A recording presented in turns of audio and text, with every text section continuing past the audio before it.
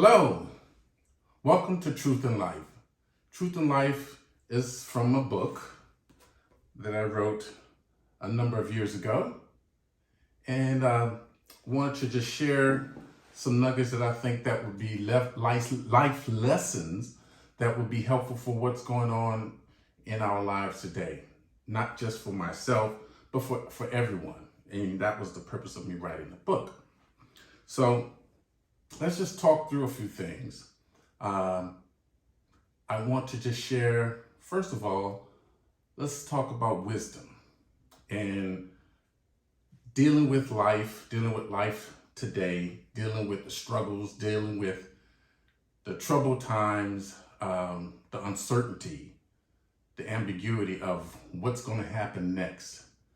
We should ask God for wisdom.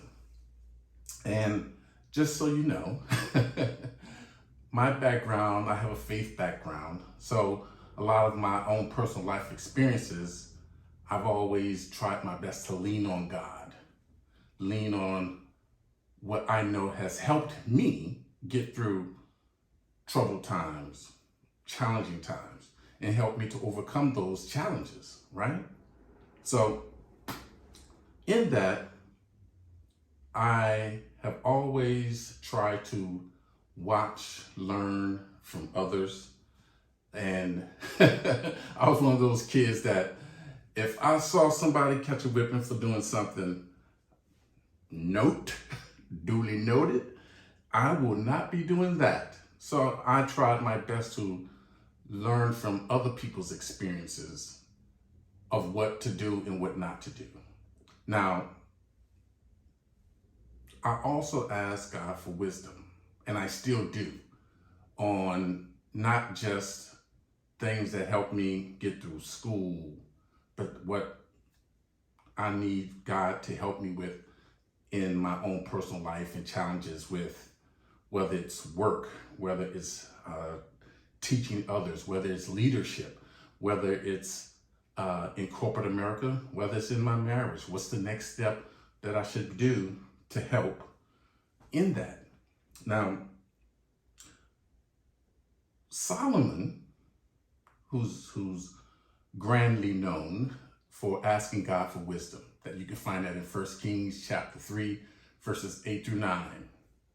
Solomon was a up and coming king, a lineage through his father David, and in his newfound responsibilities, he asked God for wisdom. Because originally God asked him, what do you want? You've been a good servant. What do you want? And he said, hey, the things that are concerning the governance of your people, the concerns of what's governing your people, and trying to distinguish what should I do between what's right and wrong. I need help in this position, right?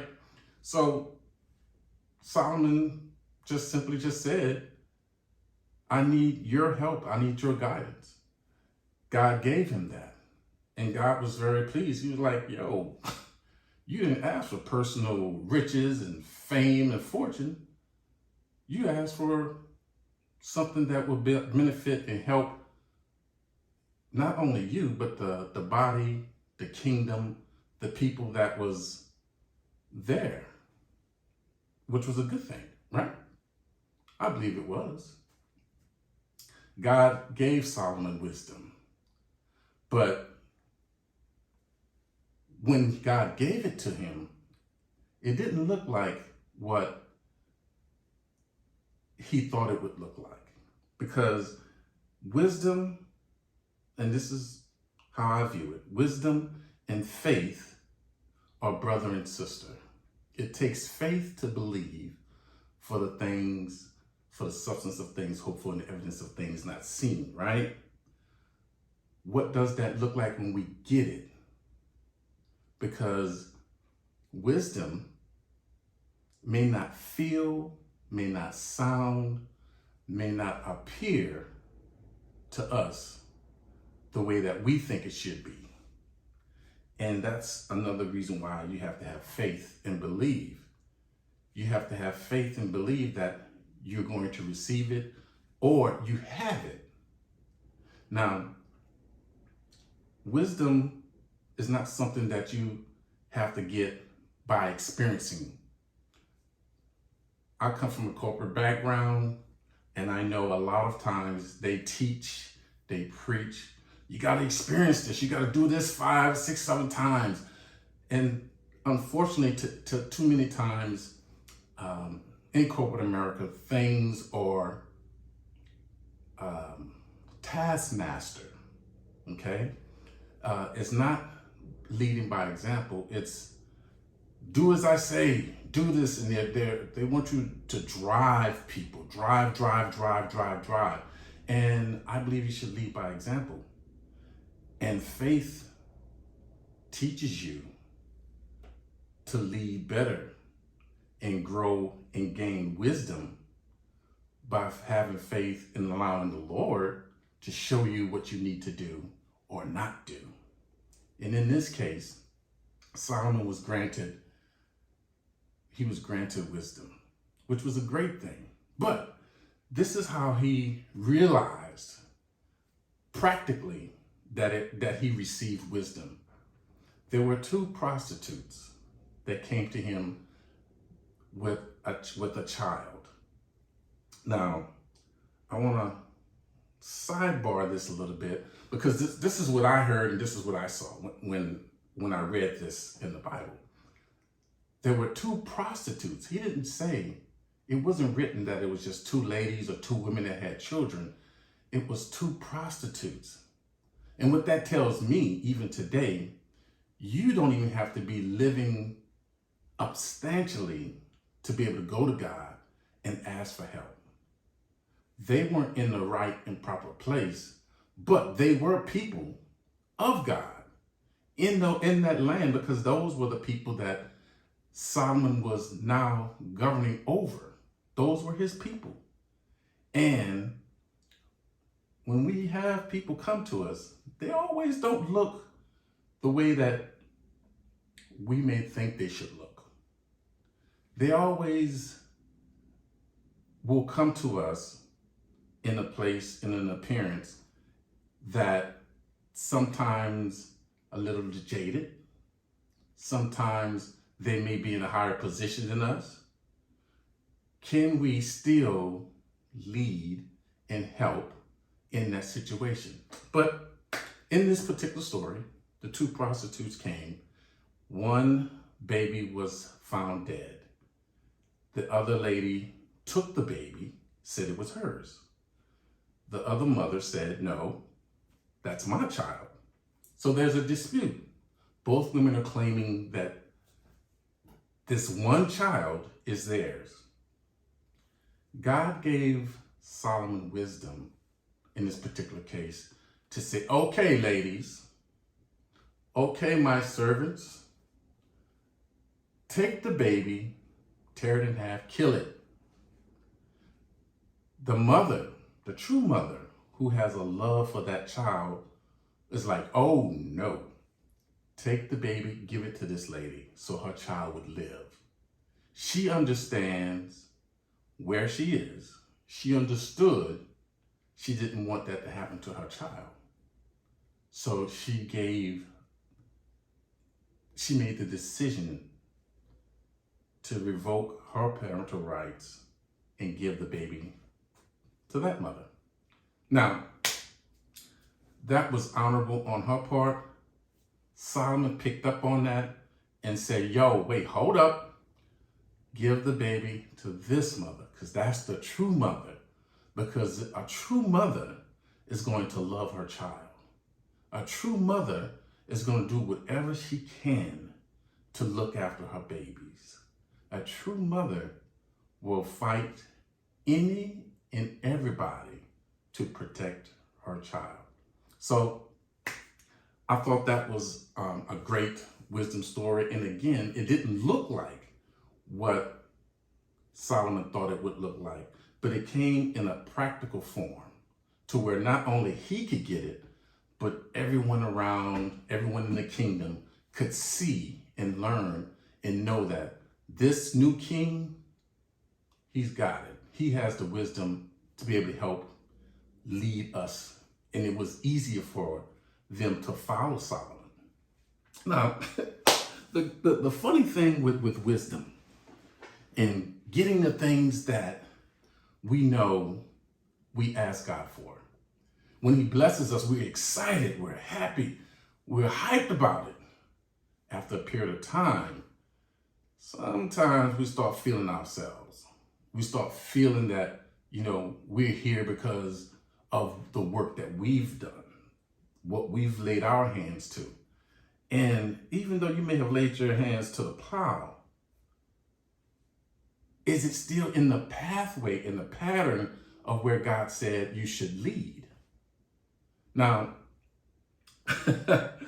unfortunately for Solomon chose many wives. That's not good wisdom. It's challenging enough to have one wife. And when I say that, ladies, I don't mean that in a bad way. What I mean is, it's our responsibilities to make sure that we take care of you. We do all the things that we're supposed to do, that we're a provider, that we're a covering, that we're a shield, that we nurture you. We pay attention to your thoughts, your desires, your whims. And God blesses us. He puts so much of the mantle on us as a man to go and take care of our wives. Now, for the single people, that does not dismiss or negate any of your great work, your great walk, your life, because before I was married, I tried to be as devoted as a single man that I could be, that was very pleasing in the eyes of God. And my fellow constituents, my pastors, my family, I didn't want to be a single person that was always found in an improper place. I made my mistakes. I made my share of mistakes. But for the most part, I did my best to try to walk as an imperfect person to follow a perfect God. And that's challenging enough as a single person, as a married person. So in this particular case, Solomon, he did one of the things that God told him not to do after a period of time in his walk. In 1 Kings chapter 11, verse 3, it is laid out that Solomon took 700 wives. 700 wives and 300 concubines. You can do the easy math. That's 1,000 women, period. 1,000 women. It's impossible for one man to be able to fulfill, satisfy, nurture, love 1,000 women. Okay? But he did that. And these women were women that God specifically told him not to get involved with. These women basically followed idol gods and turned Solomon's heart from the one and true God. Now, of course, as a leader, getting wisdom, there's always going to be consequences upon our actions. Always, always, always, always. Now, when Solomon did this, one of the things that I'll say to you and to myself these days, be careful not to connect with people who will deter you from your purpose. Whatever that is, you don't want to connect with people that are going to deter you from your purpose. Solomon paid a hefty price for going away from the intentional purpose that he was initially walking with. Solomon's price was that the kingdom of God was torn from his hands. And because of what he did in disobedience, God was like, no, I can't let this continue. There's always a price to pay. Now, God is a faithful and true and just God. And because of the prayers and obedience of his father, David, you know, David and the Goliath, David, you know, that David, that's his father. And because of his prayers and obedience, God took the kingdom from Solomon, but gave his sons, Solomon's sons, 10 tribes. So he had 10 sons, gave him 10 tribes, so they may reign and rule. Okay? Now, what does that mean for you? What that means, I hope it means for you, what it means for me is I have to be careful and be a good steward of what God has given me, no matter how big, no matter how small, no matter what it looks like, sounds like, smells like, be a good steward over that. And trust and have faith that God will bless me, lean to me what he would have for me to have. As I learn, as I lead. Now, as I lead, I've had to learn to lead in church, in ministry, in corporate America, and being granted certain responsibilities as a corporate leader, you know, because this is where our bread and butter comes from. And I say our, I mean my family, my wife, my family. When I lead, I try to lead by example. I'm not a task master. I'm not someone that's going to be trying to drive you. I try to lead by example and allow your gifts and talents that you've been hired for to come forth and come out, and that I can lean on some of those talents that you have. And as I lead, you go and grow with me. So I definitely try to mentor others. I try to mentor my team, my staff that I've been blessed to lead and govern over, to help them as well, and help them become better people, better employees, just better men and women, mothers and fathers, and feel that there's a delight to be able to come. Whenever they come in my presence, they know that they can trust my leadership. So as I lead, and sometimes there's going to be opportunities where it's going to be brand new stuff. Now, I've been in IT for 15 years. The technology, software, as a software engineer, as an executive, the technology has changed over the times, right? So now I say this again, transparently, AI is huge and is upon us and has been in the works for a number of years, but it has really impacted the world from what we used to know. Some of it is good, some of it is not so good. The scary thing is I have to learn and grow. Now I've worked with big data, technology, and because that was going towards it, and learning that AI has taken that on another level. So I'm not unfamiliar with it, but the fear is, man, I gotta learn, what is AI, artificial intelligence? How do I get this type of technology, type of information, learn it as fast as I can to be able to lead others to where it's new to everybody? But that's where I jump in, grab the bull by the horns, and don't be afraid to make mistakes. Let people know I've made a mistake when I've made a mistake. But I will do my research. I will do my homework. I will diligently seek how to do this new technology to the best of my ability to be able to share with others, to be able to lead our teams. Now, when experiencing leadership, there's always going to be a time where I have to do some correction. And in correcting, again, you don't want to demean people, browbeat people. You want to be as kind as you possibly can, considerate. You want to have compassion and have an understanding and empathy to that person or to that group of people. I've gone in where there's going to be new changes to a whole division with the technology. And what I've had to do was go in and understand that group, that body of people, so they will be able to feel comfortable enough to share with me the information that I don't have, right? And if there are things that need to be corrected, let's talk through this stuff. Let's work through this stuff.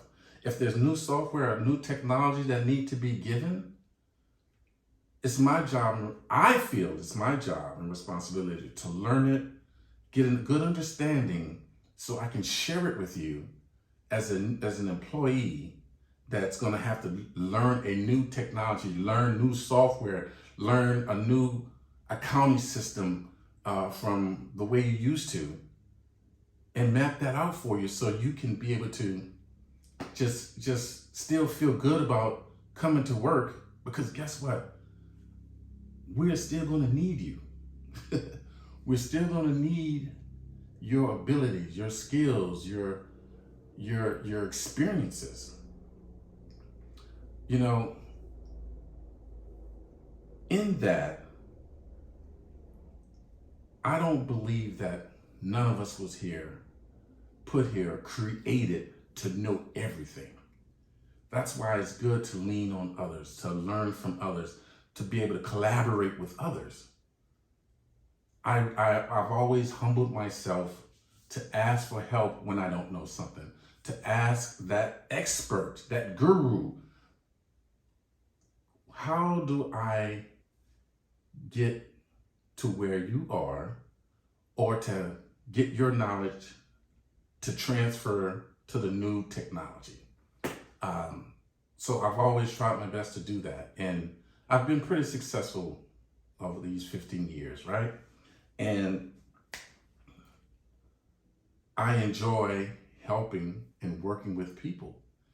And I believe that that's part of the gift that I have. Now I have other gifts as well, but helping others is a strong gift that I believe in my heart. That's what I've been created to be here and do, but also be able to have to learn and adapt to technology, have a mind to understand the nuances of how things work and how to make things better. And with that, I've put that to good use and have made a great living doing so as well. So I also believe that wisdom is definitely a virtue that it goes beyond our knowledge. We have to be able to study life.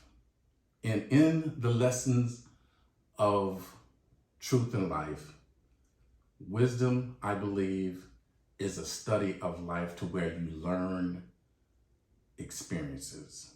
You learn from others' experiences. You learn from your own experiences. You're good, you're bad, you're indifferent, and try to make changes, tweak certain things so you put your best foot forward and do something better tomorrow. All right? So thank you again for listening, joining me with Truth and Life. More to come. Again, thank you. God bless you.